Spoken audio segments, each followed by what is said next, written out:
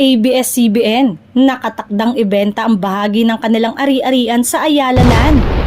Inihayag ng ABS-CBN Corporation nitong Huwebes, February 27 na pumirma na ito ng kasunduan kasama ang Ayala Land Corporation o ALI upang ibenta ang bahagi ng kanilang ari-arian sa lungsod ng Quezon. Isang Memorandum of Agreement o MOA ang nilagda ng ABS-CBN Corporation and ALI para ipagbenta ang nasa 30,000 square meters mula sa kabuang 44,027.30 square meters ng mga ari-arian na nagkakahalagang 6.2 billion pesos.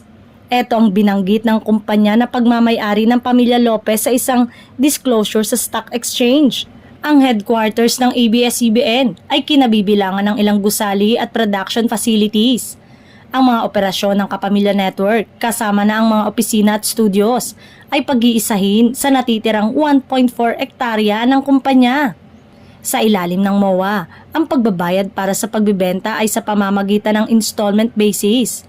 Ang mga kikitain dito ay gagamitin para sa partial payment ng loans.